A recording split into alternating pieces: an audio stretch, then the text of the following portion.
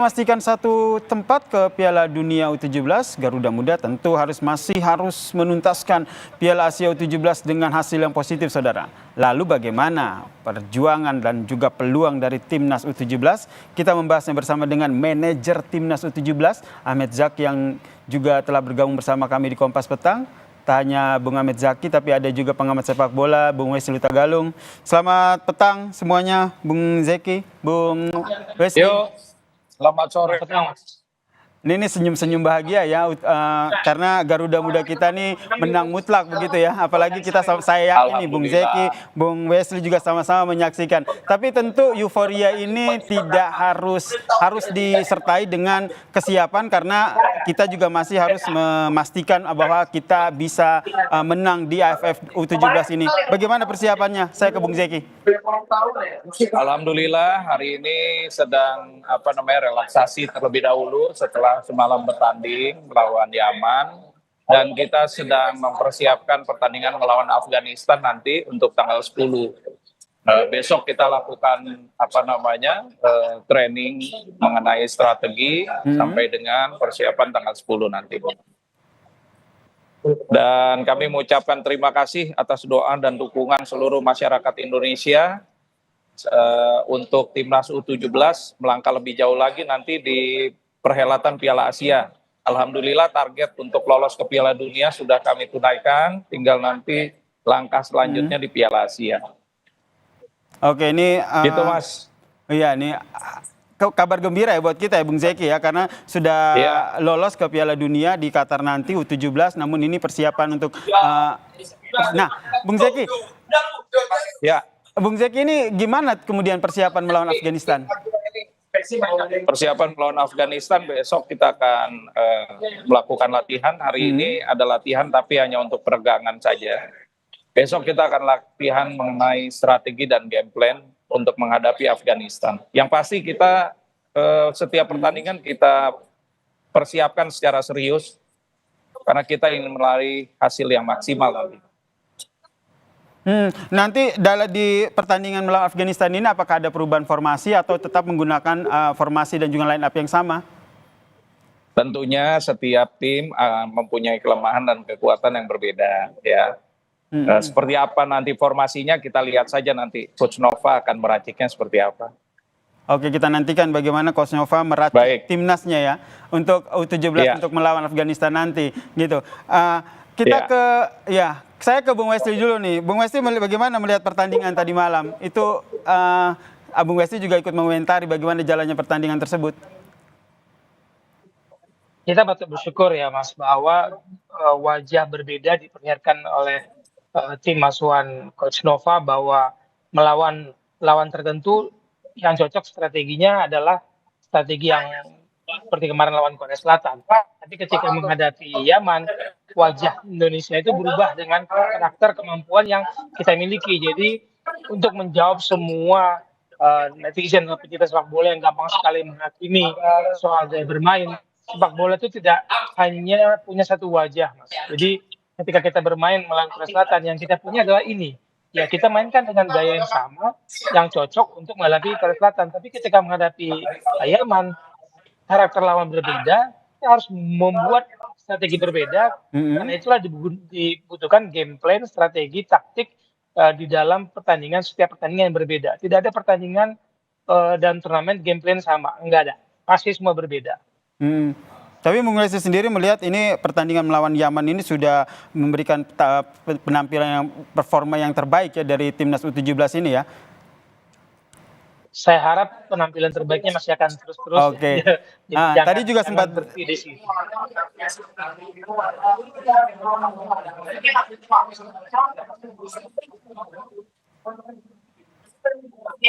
Bung Wesley, tadi kata Bung Zaki, kalau kita lihat nanti kita masih menunggu nih seperti apa formasinya. Tapi dari Bung Wesley sendiri, kira-kira nanti pada saat pertandingan melawan Afghanistan polanya akan sama, strateginya akan sama, atau seperti apa?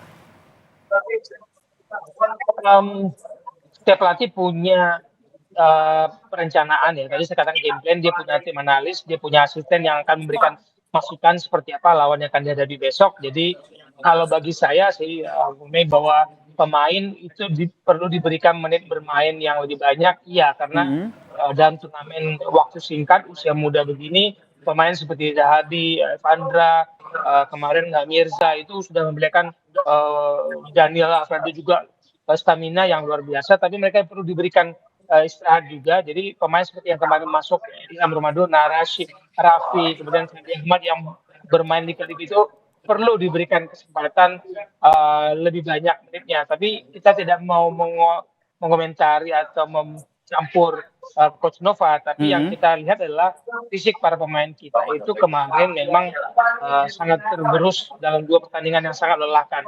Lawan Korea Selatan kita fisik dan stamina mentalnya digempur itu sangat menguras stamina, tidak semudah itu bermain menghadapi Korea Selatan kemarin.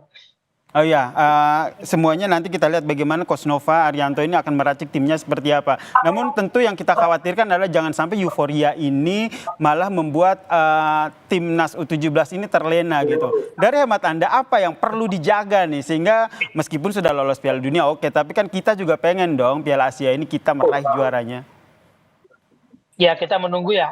Semoga kita memang sudah pasti posisi kita juara grup dan menunggu runner up dari grup D. Tapi bagi saya adalah jangan ada gangguan faktor non psikologis ya, non teknis bagi saya itu, karena berkali-kali saya mengatakan euforia sepak bola nasional ini kadang-kadang terlalu berlebihan kontrol. Jadi kalau bisa saya sepakat dengan Coach Nova, sosial media itu tidak masuk kamar ganti, tidak masuk kamar tidur pemain, karena biar mereka fokus saja. Yang di benak mereka adalah instruksi para pelatih, strategi game plan ya para pelatih, dan mereka fokus di pertandingan. Usia muda ini gampang sekali ke distract, gampang sekali keganggu, Mas.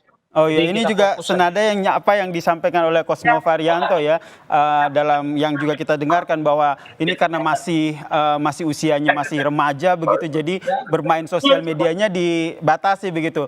Di atas jam 10 udah nggak boleh main media sosial lagi ya. Ini menurut Anda salah satu strategi yang cukup penting untuk menjaga psikologi dan juga mental pemain timnas U17 kita?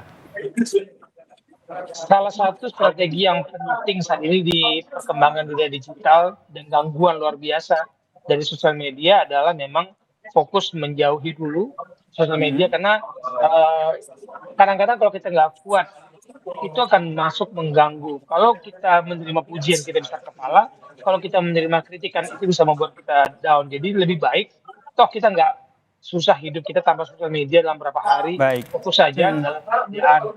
Ini yang saya lakukan ketika saya membina anak-anak sepak bola di Papua dan di Maluku.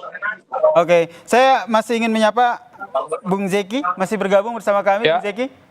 Iya. Bung Zeki ini duluan nanti. Ya. Oke, Bung Zeki ini kabar gembira karena target dari PSSI, target untuk Piala Dunia U17 ini sudah tercapai begitu. Tapi tentu saja nggak hanya ini, ada Piala Asia yang menjadi target juga, harapan kita bersama. Nah ini akan seperti apa ke depannya? Setiap pertandingan tadi saya katakan pasti berbeda. Tim yang kita hadapi juga kelemahan dan kekuatannya juga berbeda-beda. Termasuk individu atau pemain-pemain yang ada, dan semuanya itu perlu analisa, kemudian pantauan yang mendalam sebelum kita putuskan strategi yang akan kita lakukan apa. Karena kita juga harus melihat kekuatan dan kelemahan kita. Nah ini yang penting. Tapi apapun yang nanti diputuskan, kita dukung selalu Coach Nova beserta seluruh tim kepelatihan, tim analis, dan juga tim ofisial yang di sini untuk menerapkan strategi yang terbaik buat timnas kita. Dan mohon dukungannya semuanya. Oh tentu ini dukungan buat kita. Ya, dukungan pastinya selalu akan kita berikan begitu ya, Bung Zeki? Ya, untuk melangkah lebih. Oke, saya ke Bung Wesley. Bung Wesley, kalau kita lihat dari duluan. Oke, Bung Zeki, terima kasih telah bergabung bersama kami di Kompas Petang. Doa kita bersama untuk timnas U17. Tapi Bung Wesley masih bergabung ya, Bung Wesley ya? Ya. Nah, Bung Wesley, kalau kita membaca bagaimana evaluasi ataupun catatan dari permainan antara Indonesia dan Yaman kemarin itu ada soal konsentrasi bertahan, kemudian soal disiplin posisi bertahan dan juga kontrol emosi nih. Menurut Anda dari beberapa poin catatan itu mana yang benar-benar harus diperhatikan, karena jangan sampai lagi-lagi euforia ini membuat timnas kita timnas U17 kita ini malah tidak maju lebih melesat di Piala Asia. Kalau kontrol emosi kayaknya kita sudah lebih baik ya, Mhm. di pertandingan ini. Tapi yang saya soroti adalah bagaimana kita mengatur tempo permainan, menjaga ritme, jangan sampai bermainnya terus nih. Misal kalau kita balapan, ini gigi 5 terus sepanjang pertandingan kemarin itu, Mhm. menguras tenaga dan ketika kita bermain terlalu cepat, terlalu, terburu-buru, tidak ngontrol bola dan kita kehilangan, bola, penguasaan bola itu berbalik menjadi serangan, transisi kita itu kan kemarin, sering salah posisi ya. Ketika lawan menguasai bola, saya mencatat Mhm. itu formasi kita 5-4-1. Ada Mirza sendirian di sana atau Jos Solong yang pergi sebagai pengganti. Tapi ketika kita cepat sekali kehilangan bola, formasi itu berantakan dan gawang kita terlalu sering diancam. Oke. Karena emang kesalahan kita. Itu yang menurut saya, pemain yang pintar. Oke, ini kalau sedikit berbicara soal pemain, ingin minta tanggapan juga dari Bung Wesley. Ada Goli di sana, kemudian ada Evandre yang menjadi top scorer, kemudian juga ada Alberto di sana. Nama-nama pemain ini tentu diharapkan bisa menjadi pemain yang juga tampil gemilang lagi di pertandingan selanjutnya. Dari catatan Anda seperti apa?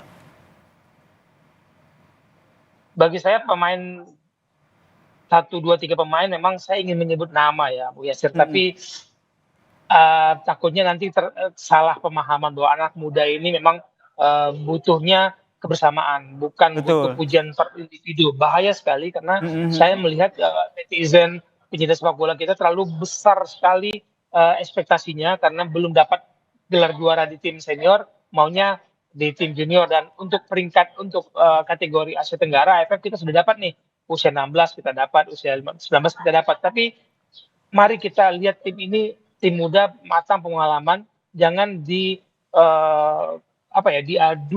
dalam sebuah dualisme sepak bola bahwa saya kubunya si B, saya kubunya si A. Akhirnya kadang kita merusak tim nasional sendiri, harusnya kita Oke. Mhm, bersatu. mhm. Saya bisa menyebut nama, misalkan semua orang menyebut Evandra, nanti kalau Evandra, bergemilang, lihat kalau kita mundur dalam kejuaraan-kejuaraan sebelumnya, pemain bintang di kategori junior belum tentu akan menjadi bintang di senior. Oke, jadi jangan dikotak-kotakan ya pemain-pemain timnas ini ya. Tetap melihat bahwa timnas U17 ini satu kesatuan dan kemenangan ini juga diraih karena kerja sama tim yang luar biasa. Begitu ya, ingin digarisbawahi ya, Bung Wesley ya.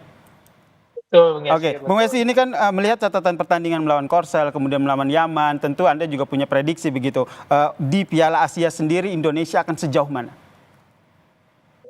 Semoga, lawan kita nanti di perempat final cocok dengan gaya yang dimainkan oleh Coach Nova. Jadi saya melihat, kekuatan di Mhm. tim di grup D itu masih bisa kita ladeni, paling tidak semifinal kita Mhm. bisa dapat ini, Bung Yasir. Bisa Paling dapat tidak ya? ya, kita lihat nanti ya kita lihat siapa nanti runner up di grup D pertandingannya.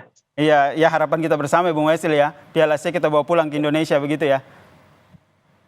Amin Semoga, dong Bung amin. Wesley, amin amin. Ini doa kita bersama untuk Garuda Muda 17 kita untuk tampil gemilang di Piala Asia. Terima kasih Bung Wesley, pengamat sepak bola yang juga telah Sama-sama. bergabung bersama kami. Dan tadi sebelumnya ada Ahmed Zaki Iskandar selaku manajer Timnas U17 juga telah bergabung bersama kami di Kompas Petang. Dan saudara, usai jeda Kompas